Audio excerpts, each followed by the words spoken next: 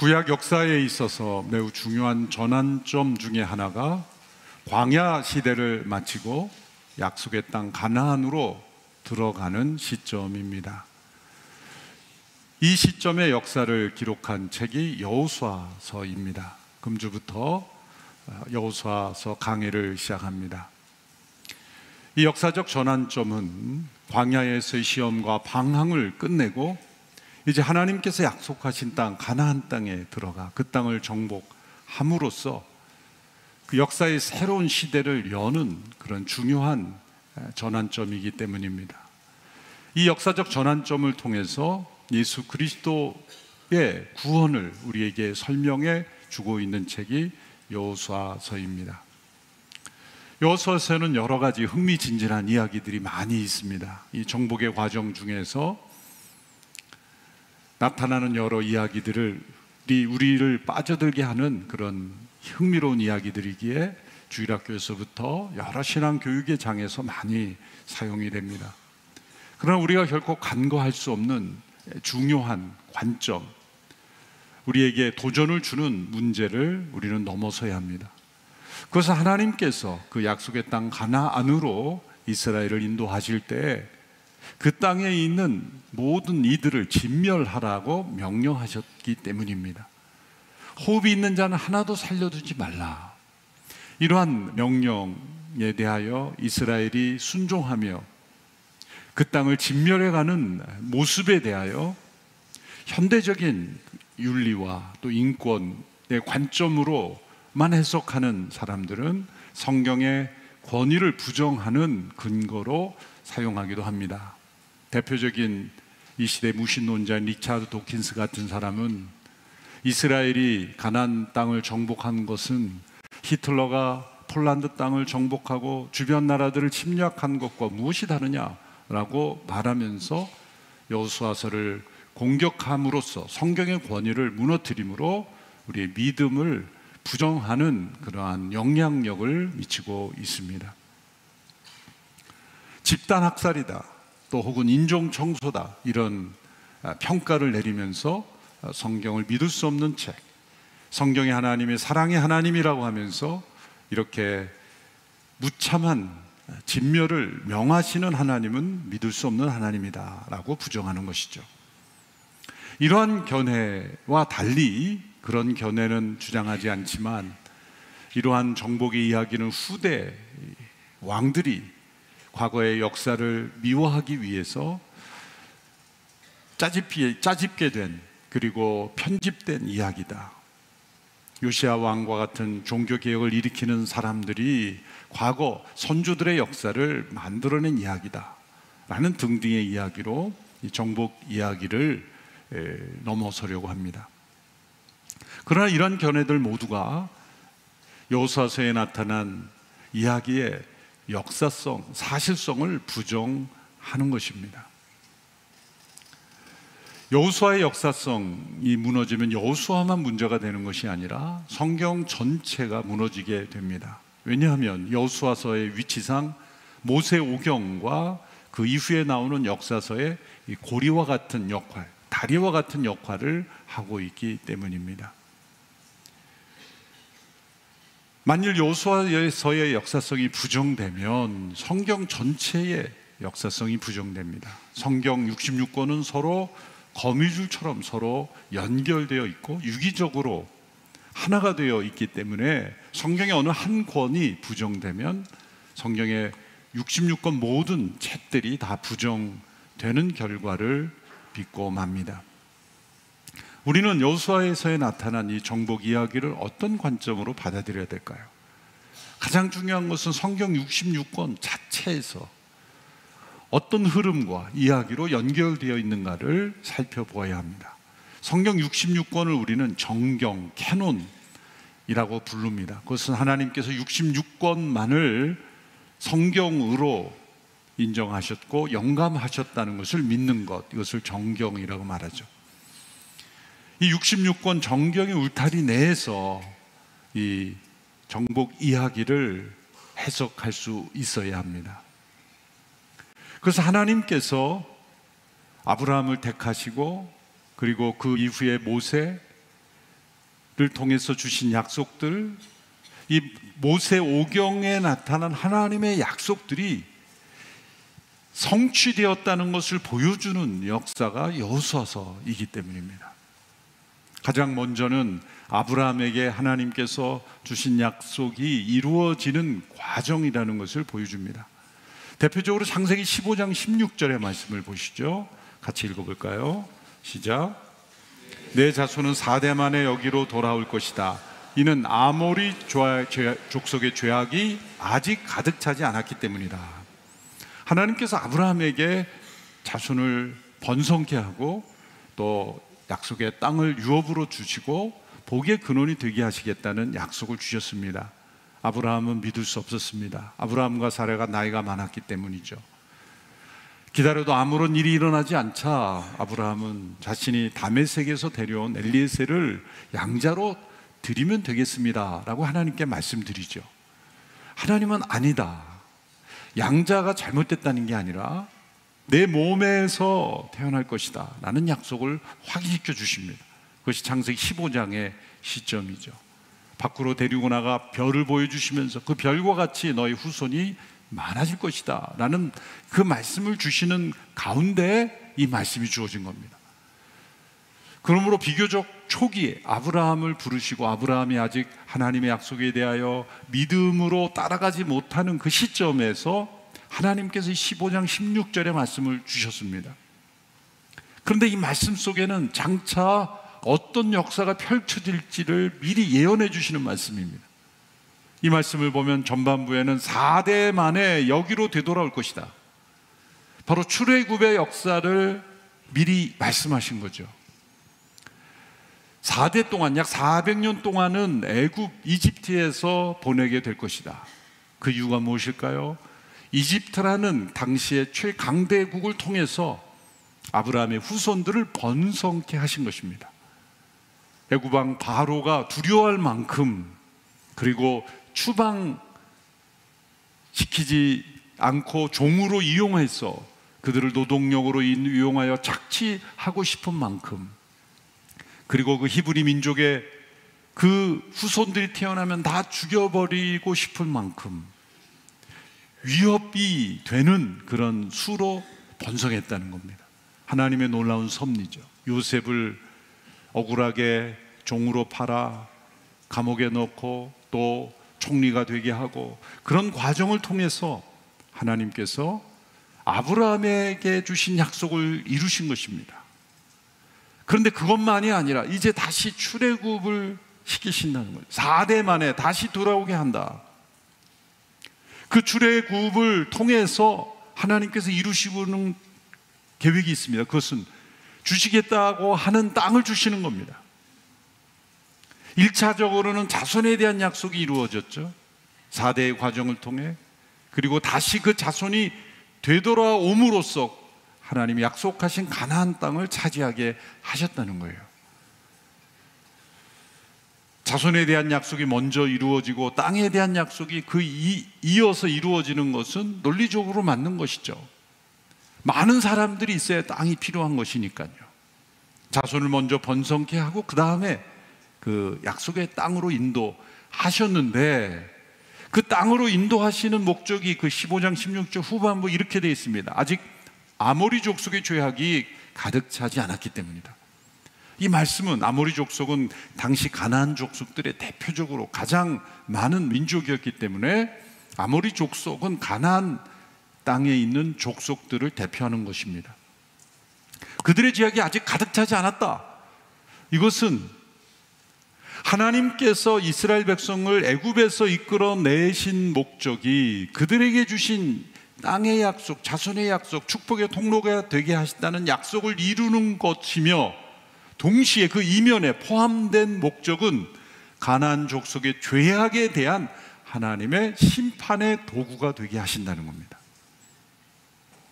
하나님은 이 시점에서 이미 가나안 족속은 심판을 향하고 있다라고 하는 것을 말씀하신 겁니다. 그런데 아직은 아니다, 아직 죄악이 가득하지 않았다라는 것은 하나님께서 오랫동안 그들의 죄악을 지켜보고 계셨으나 이제 앞으로도 400년을 더 인내하며 지켜보신다는 거죠.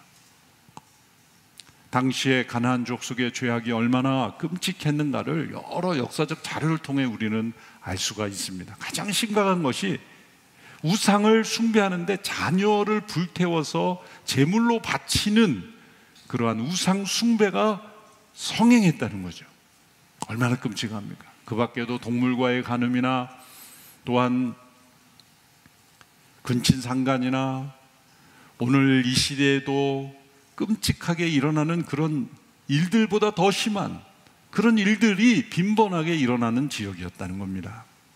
그걸 어떻게 알 수 있냐면 레위기나 신명기 같은 경우에 보면 하나님께서 금하신 그러한 법의 내용들, 특별히 신명기는 장차 들어갈 땅에서 그들이 그 땅의 문화나 또 유혹이나 시험에 넘어가지 않게 하기 위해서 예방주사 차원에서 주신 말씀이죠. 하나님께 주신 율법을 다시 강조하면서 기억하게 하는 말씀이 신명기 말씀이기 때문이죠. 그 내용에 보면 그런 내용들이 나와요. 가나안 족속들이 얼마나 위험한 족속인가, 왜 그들과 단절하게 하는가. 그러므로 이스라엘 백성이 가나안을 정복하는 것은 어떤 인간의 탐욕에 의해서 영토를 확장하기 위해서, 인종을 청성하기 위해서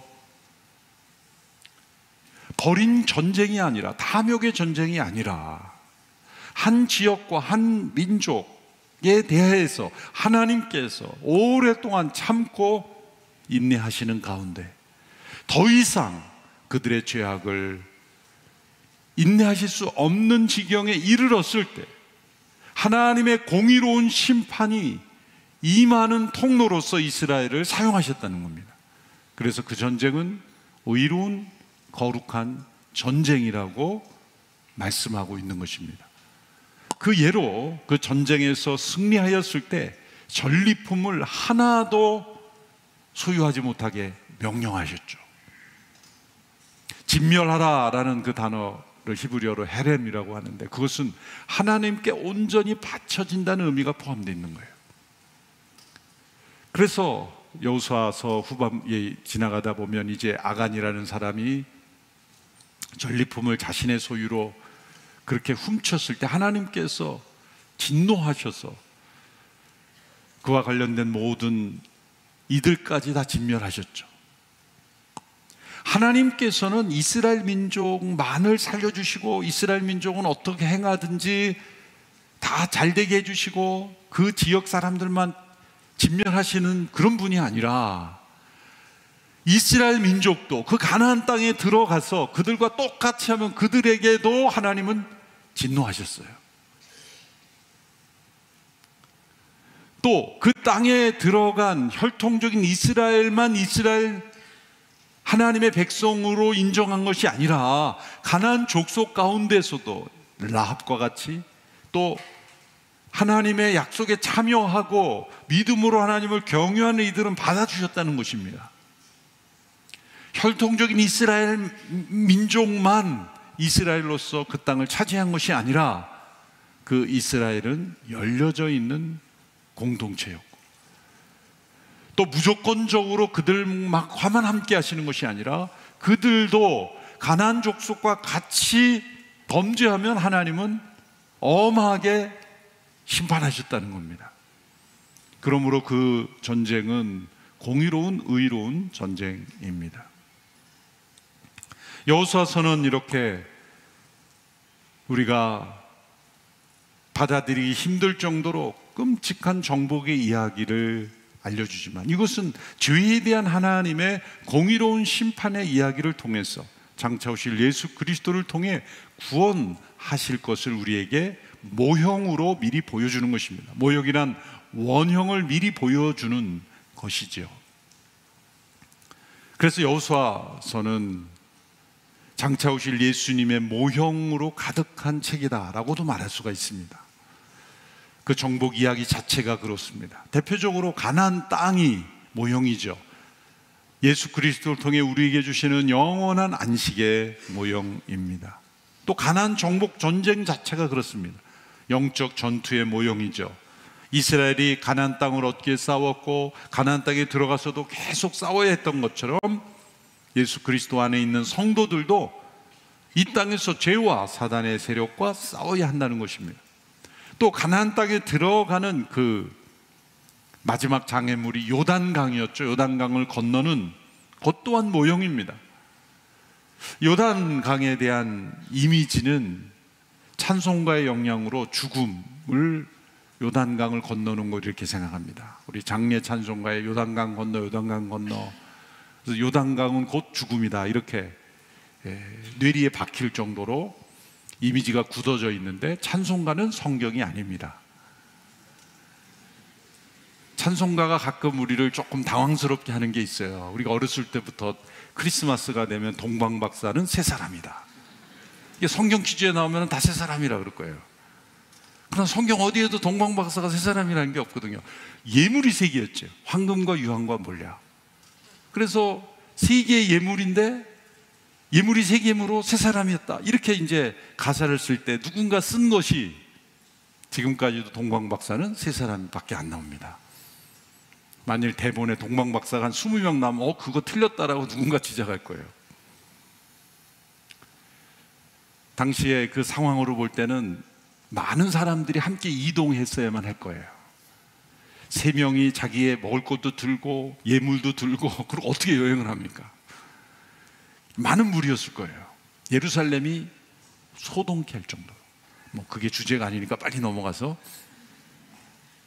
요단강도 마찬가지. 요단강도 죽음의 의미가 없는 것은 아니죠. 왜? 죽음을 통해서 우리가 영원한 안식 가운데 그리스도인들은 들어가기 때문에. 그런데 요단강의 진정한 의미는 무엇이냐? 왜냐하면 광야 시대를 끝내고, 그것은 죄 가운데 방황했던 시대가 끝나고 이제 하나님께서 약속하신 풍성한 삶으로 들어가는 것이기 때문에, 이것은 로마서 6장에 나오는 세례의 모형이라고 보는 것이 더 중요한 것입니다. 예수 그리스도와 함께 십자가에서 죽고 부활의 새 생명으로 살아가는 이 풍성한 삶으로 변화되는 이 세례의 체험, 이것이 요단강을 건너는 거예요. 강을 건널 때, 그 깊은 물을 건널 때 우리의 죄가 예수 그리스도의 그 십자가의 보혈로 씻음받아 그 십자가에서 옛사람이 죽고 강에서 나올 때 우리가 새 생명으로 살아가는 것. 그래서 요한계시록에서도 유리바다가 그 앞에 있지 않습니까? 그처럼 그 모든 이 요단강의 이미지는 세례의 의미다. 홍해가 갈라진 것과 또 다른 의미가 있는 것. 홍해는 죄로부터, 세상으로부터 우리를 구원하신다는 포괄적인 의미라면, 요단강은 보다 구체적으로 우리가 새 생명의 삶으로 들어가는, 그리스도와 연합되어 새 생명으로 들어가는 의미를 포함되고 있는 것입니다. 가장 중요한 모형은 여호수아라는 인물 자체입니다. 여호수아가 구원자 예수 그리스도의 모형이기 때문이죠. 여호수아라는 이름은 히브리어로 예호수아 이렇게 부릅니다. 이 예호수아를 헬라어로 하면은 이에수스라고 번역을 한 거예요. 구약을 헬라어로 할 때. 그래서 예호수아와 이에수스는 사실 같은 의미입니다. 구약에서는 여호수아라고 불러, 우리는 여호수아지만 예호수아고, 헬라어로는 이에수스, 그것을 우리말로 예수, 영어로는 지저스 이렇게 번역을 해간 것이죠. 그러므로 여호수아라는 이름 자체에도 하나님께서 메시지를 주는 것이죠. 장차 여호수아가 올 것이다. 여호수아라는 이름, 예수스라는 이름은 같은 뜻입니다. 그것은 여호와께서 구원하신다라는 거예요. 여호와께서 구원하신다. 하나님께서 갈렙이 아닌 여호수아를 택하신 것도 그 이름에 계시의 의미가 담겨 있기도 하는 것입니다. 예수님은 두 번째로 오신 여호수아시며 더 위대한 여호수아이십니다. 예수님은 둘째 아담이시며 또한 둘째 여호수아이신 것입니다. 대조를 해보면 이름은 똑같이 여호와께서 구원하신다라는 이름의 뜻인데, 여호수아는 가나안으로 인도했지만 예수님은 새 창조로 인도하십니다. 여호수아는 가나안 족속을 진멸하는 일로 부름을 받았지만 예수 그리스도는 죄와 사망 권세를 진멸하는 것으로 부름을 받은 분입니다. 여호수아는 물리적인 땅으로 인도했지만 예수 그리스도께서는 새 하늘과 새 땅으로 인도하십니다. 여호수아가 리더십으로 이끌었던 그 결과는 지리적인 조건적인 안식이었지만 예수 그리스도는 영원한 안식으로 인도하십니다. 이 부분은 다음 주에 우리가 살펴보게 될 것입니다. 이처럼 예수 그리스도에 대한 모형이 여호수아라는 인물 자체이기 때문에 하나님께서는 여호수아와 특별한 임재로 함께 하시죠. 그래서 모세를 이어 그가 지도자로 부름을 받을 때 하나님께서 그를 특별한 소명으로 부르셨습니다. 1절 2절을 보십시오. 1절 2절 함께 읽어보겠습니다. 시작. 여호와의 종 모세가 죽은 후에 여호와께서 모세를 보좌하던 눈의 아들 여호수아에게 말씀하셨습니다. 내 종 모세가 죽었으니 너와 이 모든 백성들은 이제 일어나 이 땅을 건너 내가 이스라엘 백성들에게 주는 땅으로 가거라. 1절 2절에서 모두 모세의 죽음을 강조합니다. 모세가 죽은 후에 또 모세가 죽었으니, 이것은 그동안 모세 때문에 그 땅에 들어가지 못했다라는 게 아니죠. 모세가 방해물이 되었었는데 이제 모세가 죽었으니 이제 들어갈 때다, 그런 의미가 아니라 모세를 통해서 주신 사명, 모세를 통해 이루고자 하셨던 것을 이어가는 것다라는 뜻입니다. 그래서 그의 이름이 계속 등장합니다. 3절에도 보면 내가 모세에게 말한 대로, 5절에도 내가 모세와 함께 했던 것처럼, 7절에도 내 종 모세가 내게 준 율법을 다 지켜라. 이렇게 구절마다 일장에 모세가 등장하는 것은, 모세의 그림자가 지워지지 않는 이유는 뭘까요? 모세가 위대해서가 아닙니다. 하나님 모세를 높이는 것이 아니라 여호수아에게 주어진 모든 명령은 모세를 통해 이미 주신 명령을 이루는 것이라는 의미를 말씀하고 있는 거예요. 이게 모세 오경과 여호수아의 이 역사성을, 연속성을 강조하고 있는 것입니다.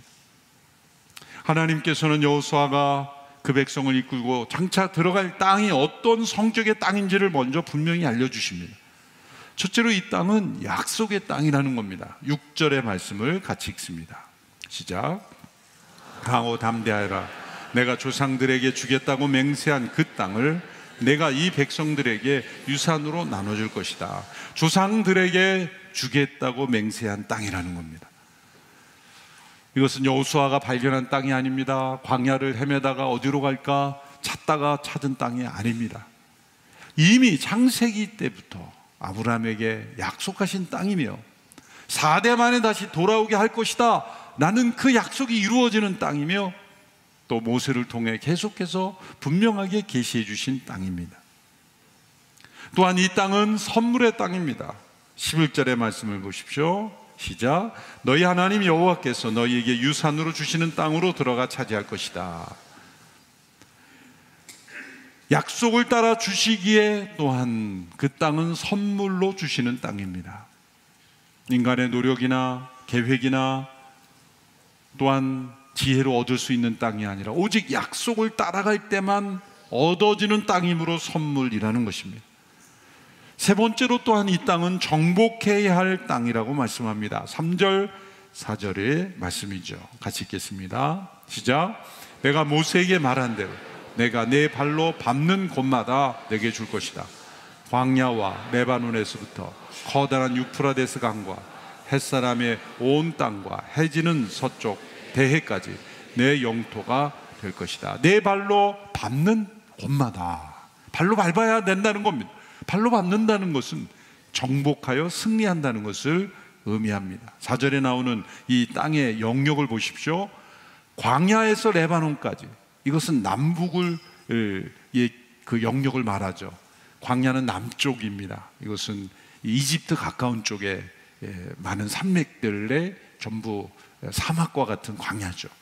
레바논은 북쪽이죠. 헐몬산이 있는 쪽, 그쪽까지 다 주신다는 거예요. 또 유프라데스 강은 동쪽에 있고 서쪽 큰 대해, 이것은 지중해를 의미해요. 그러니까 남북과 동서의 지경을 설명할 때 지금은 이스라엘 영토가 아닌 땅들도 많았죠. 다윗과 솔로몬 시대에 거의 유사하게 이 지역을 다 차지했었습니다.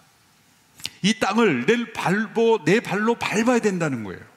정복해야 된다는 겁니다. 앞서 말씀하신 약속의 땅이며 선물의 땅인데, 선물로 주시는 땅인데 내 발로 밟아야 하는 땅이고 싸워서 승리하여야 얻을 수 있는 땅이라는 거예요. 서로 모순되는 것 아니겠습니까? 선물로 주셨으면 싸우지 않고 그냥 들어가야 되죠. 대적이 없어야 되죠. 선물로 주시는 건데 내가 싸워야 되는 것은 나의 성취이지 선물이 아니지 않습니까? 이렇게 우리는 이성적으로는 그렇게 질문을 던질 수가 있습니다. 그러나 이 두 가지는 모순이 아니라 조화가 됩니다. 여호수아서에서. 왜 그럴까요? 이스라엘에게 너희들이 알아서 싸워서 얻어 라고 했다면 그것은 선물이 아닐 텐데, 내가 너희와 함께 하며 앞서 싸우며 너희를 인도하며 내가 하라는 대로만 하면 반드시 승리할 것이다라는 약속을 주면서 따라오게 하시기 때문에 그 땅은 선물이면서 동시에 싸워 얻어야 되는 땅인 거예요. 하나님의 은혜로 주시는 선물과 우리의 인간의 책임과 순종이 전혀 갈등이 되지 아니하고 조화를 이루는 것이 여호수아서에 나타나는데, 왜 이러한 역사적 상황이 주어져 있을까요? 우리가 받은 구원이 그렇기 때문입니다. 우리가 받은 구원과 영생은 하나님의 선물입니다. 로마서 6장 13절에 하나님의 은사, 하나님의 선물은 그리스도 예수 안에 있는 영생이라고 말씀하셨습니다. 영원한 생명은 인간의 노력과 지혜로 얻을 수 있는 것이 아닙니다. 오직 예수 그리스도 안에 있는 은혜로 선물로 주시는 것입니다. 그런데 계시록의 말씀을 통해 보면 2장 10절에 죽도록 충성하라, 그리하면 생명의 면류관을 내게 주리라. 이것은 순교자에게만 주는 영생이 아니라 우리가 그 영생을 얻기 위해 때로는 순교를 각오하고 살아야 한다. 영생은 우리가 이 땅에서 믿음의 싸움을 싸워 얻어야 할 면류관과 같은 것이다 라는 말씀인 거죠. 은혜로 선물로 주시는 영생과 우리가 믿음으로 죽기까지 싸워 얻은 면류관과는 서로 반대되는 것이 아니라 조화를 이룬다는 것입니다. 왜냐하면 그것이 우리의 힘과 능력으로 싸우는 것이 아니라 우리 안에 계신 예수 그리스도의 성령님을 의지하여 그분의 인도하심을 따라 싸우는 것이기 때문이죠. 그러므로 우리가 받은 구원도 은혜로 주시는 구원이지만 빌립보서의 말씀을 보면 두렵고 떨림으로 너희 구원을 이루라 라고도 말씀하신 거예요. 이 둘은 서로 반대되는 것이 아닙니다. 물에 빠져 허우적거리는 사람이 있습니다. 스스로의 힘으로는 그 물에서 나올 수가 없습니다. 누군가 외부에서 구명정을 던져주지 않으면 이 사람은 죽을 수밖에 없는 상황이에요. 그때 누군가 구명정을 가지고 그 사람에게 던져줬다면 그 사람이 살아난 것은 자기 힘과 능력으로 살아난 것입니까? 외부에서 온 은혜로 살아난 것 아니겠습니까? 근데 구명정이 던져졌는데 그걸 붙잡아야 되는데 붙잡을 수 있는데 붙잡지 않았다고 생각해 보세요. 그것은 자기가 그 구원의 길을 받아들이지 않아서 구원받지 못한 거죠. 그것을 우리는 믿음이라고 말하는 거죠. 그럴 때 외부에서 구명정을 던져준 오직 은혜의 길에 내가 믿음으로 받아들이지 않았을 때 그 구원이 이루어지지 않는 것, 그것은 우리의 책임인 거예요. 그렇지만 구명정에서 이제 누군가 던져준 구명정을 붙잡고 나왔을 때 내 힘으로 내가 살아났다고 말한다면 그건 거짓말인 거죠. 우리의 힘과 능력으로 우리가 구원받을 수 없는 것, 오직 예수 그리스도를 통해 구원받을 수 있는 것입니다. 그러나 우리의 책임이 있는 거죠. 왜 그럴까요? 우리의 타락이 하나님께 대한 불순종으로 이루어졌기 때문에, 인격적인 불순종으로 이루어졌기 때문에 우리의 구원 또한 우리의 인격적인 결단과 순종을 통해서 온전히 이루어져 가는 것을 원하시는 거예요. 우리의 타락이 내가 모르는 사이에 나는 알지 못하는데 어떤 사건을 통해 떨어진 것이 아니라 분명히 인지하고 인격적인 나의 선택을 통해 타락이 이루어졌기에 하나님은 우리의 인격 속에 스며 있는 모든 죄악의 잔재를 그리스도 안에서 정결케 하기를 원하시는 거예요. 거기에 우리의 책임이 있는 겁니다. 그러므로 오직 은혜로 얻는 것과 믿음으로 우리의 책임을 통해 구원을 이루어가는 것에는 전혀 갈등이 없는 것, 이것이 이 가나안 정복 이야기를 통해 오직 하나님의 은혜로 주시는 선물로 얻는 땅이며 동시에 정복하여 싸워 얻어야 하는 땅임을 우리에게 말씀하고 있는 것입니다. 그러므로 1장에서 하나님께서 가나안 정복을 시작하기 전에 여호수아를 먼저 준비시키는 것입니다. 여호수아에게 주는 교훈들을 보면 한 문장으로 이렇게 요약될 수 있습니다. 세상 속 가나안을 정복하기 전에 너의 가나안을 먼저 정복하라. 어떻게 자신의 가나안을 먼저 정복할 것인가? 두 가지로 알려주십니다. 첫째, 강하고 담대하게 순종하라는 것입니다. 5절에서 7절의 말씀을 같이 읽겠습니다. 시작. 내 평생 너를 당해 낼 자가 없을 것이다. 내가 모세와 함께 했던 것처럼 너와도 함께 할 것이다. 내가 결코 너를 떠나지 않으며 버리지 않을 것이다. 강하고 담대하여라. 내가 조상들에게 주겠다고 맹세한 그 땅을 내가 이 백성들에게 유산으로 나눠줄 것이다. 오직 마음을 강하게 먹고 큰 용기를 내어라. 내 종 모세가 내게 준 율법을 다 지켜라. 그것에서 돌이켜 좌우로 치우치지 마라. 그러면 내가 어디를 가든지 잘 될 것이다. 이 말씀들을 보면 강하고 담대하라, 앞으로 전쟁을 치러야 되기 때문에 담대한 용기를 가져라 라는 어떤 외적인 담력과 자신감을 요구하는 것처럼 보이지만, 그러한 영역이 없는 것은 아니지만 더 중요한 강조점은 어디에 있냐면 7절에 보면 오직 마음을 강하게 하고 큰 용기를 내라. 내 종 모세가 준 율법을 다 지켜라. 치우치지 마라. 내가 어디로 가든지 너는 성공하게 될 것이다. 8절의 말씀을 연이어 보십시오. 이 율법책이 내 입에서 떠나지 않게 하고 그것을 밤낮으로 묵상해 그 안에 기록된 모든 것을 지켜 행하여라. 그러면 내 길이 번창하고 성공하게 될 것이다. 그 초점이, 담대한 용기를 가지라는 초점이 어디에 있냐면, 앞으로 너가 싸워야 되는데, 피 흘리며 싸워야 되는데 담대하게 용기를 가져. 그것이 아니라 하나님의 말씀에 순종하는 데 필요한 용기를 강하게 붙잡고 격려하고 계신 것입니다. 왜일까요? 이 전쟁은 이미 하나님께서 그 땅을 주셨다고 약속하신 땅이며 선물로 주시는 땅인데, 그 싸움의 승리의 법칙이 뭐냐면 하나님을 따라가면 되는 것이죠. 그러므로 자신 안에 있는 가나안을 정복하는 것이 승리의 비결인 것입니다. 눈에 보이는 대적이 아무리 강해도 그 대적을 두려워할 필요가 없는 것은 하나님을 두려워하고 말씀 앞에서 내가 순종하는데 용기만 낸다면 아무리 대적이 강해도 이미 승리한 것이기 때문에 자신 안에 있는 가나안을 정복하는 것이 승리의 비결이라는 것입니다. 그러므로 때로 우리가 말씀에 순종하는 것은 용기가 필요한 것입니다. 왜냐하면 사회의 기준은 그렇지 않습니다. 다른 사람들의 생각은, 평가는 그렇지 않기 때문에. 그러나 묵묵히 주야로 그 말씀을 묵상하고 그 가운데 기록한 대로 순종할 때 대적들이 아무리 강해도 하나님은 승리를 주신다고 약속하신 것입니다. 그러므로 담대하게 순종하라고 말씀하시는 거예요. 두 번째는 하나님의 임재하심을 의지하라고 말씀합니다. 5절, 9절 연이어 읽겠습니다. 시작. 내 평생 너를 당해낼 자가 없을 것이다. 내가 모세와 함께 했던 것처럼 너와도 함께 할 것이다. 내가 결코 너를 떠나지 않으며 버리지 않을 것이다. 내가 내게 명령하지 않았느냐? 강하고 담대하여라. 두려워하지 말고 낙심하지 마라. 내가 어디를 가든 여호와 네 하나님이 너와 함께 할 것이다. 새로운 역사의 전환기를 여는 여호수아에게 가장 필요한 것은 하나님의 임재하심이었습니다. 어떤 중요한 새로운 일을 시작하는 상황에서 가장 필요한 것은 하나님의 임재하심입니다. 내가 어떤 새로운 일로 부름을 받았을 때 가장 먼저 믿음의 사람들이 성찰해야 되는 것은 그 일을 내가 할 능력이 있느냐, 자격이 있느냐를 따지기 전에 하나님의 임재하심이 내 안에 있는가. 만일 있다면 나의 연약함 강함으로 변화될 것입니다. 나의 소심함도 용기가 될 것입니다. 나의 어리석음은 지혜로 변화될 것입니다. 하나님이 함께 하시면 그것이 가장 중요한 조건입니다. 여호수아 1장은 단순한 리더십 교체 이야기가 아닙니다.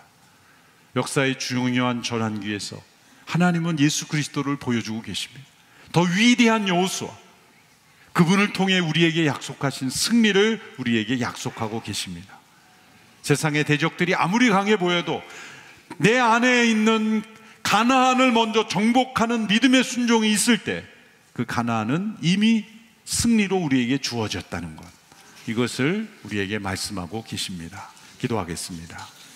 하나님 아버지, 약속의 땅으로 향하는 여정 속에 여호수아에게 주신 교훈이 우리에게 생명의 말씀이 되게 하여 주옵소서. 내 안에 있는 가나안을 철저히 정복하여 승리의 발걸음 되게 하여 주옵소서. 예수님의 이름으로 기도합나이다. 아멘.